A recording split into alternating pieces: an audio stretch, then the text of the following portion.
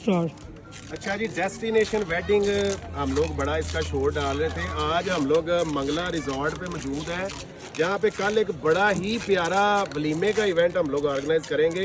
अब इसको पहले मैं कहूँगा एक दफ़ा घुमा के सारी ज़रा लोकेशन दिखाए किस तरह की है।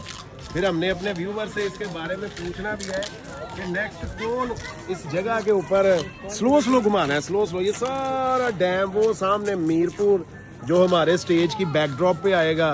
इस साइड पे पता नहीं है पहाड़ियों के पीछे क्या है, और इसको आज हम रात को इंशाल्लाह कंप्लीट करके डेकोर करेंगे। शेफ साहब, आप क्या कहना चाहेंगे?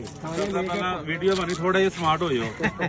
ਅੱਛਾ ਜੀ, ਸਦੀਕ ਸਾਹਿਬ ਨੂੰ ਤੁਸੀਂ ਕਹੋਗੇ ਨਾ ਕਿ ਕੋਕ ਆਫ ਦੇ ਵਿੱਚ ਫੰਕਸ਼ਨ ਲਾਣਾ ਹੈ ਤੇ ਅਸੀਂ ਕੋਕ ਆਫ ਦੇ ਵਿੱਚ ਵੀ ਪਹੁੰਚ ਜਾਵਾਂਗੇ। ਮੈਨੂੰ ਇਹ ਮੰਗਲਾ ਨਹੀਂ ਲੱਗਦਾ ਪਿਆ, ਮੈਨੂੰ ਇੰਜ ਲੱਗਦਾ ਜਿਵੇਂ ਅਸੀਂ ਮਾਲਦੀਵ ਦੇ ਵਿੱਚ ਆ ਗਏ ਆ। ਸਾਡੇ ਚਾਰੋਂ ਪਾਸੇ ਸਮੁੰਦਰ, ਅਸੀਂ ਕਿਸੇ ਜਜ਼ੀਰੇ ਦੇ ਵਿੱਚ ਖਲੋਤੇ ਫੰਕਸ਼ਨ ਲਾਣ ਲੱਗੇ ਆ।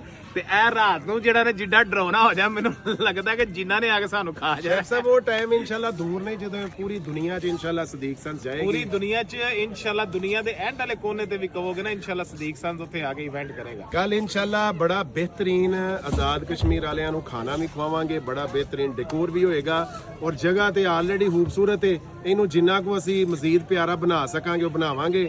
Stay tune.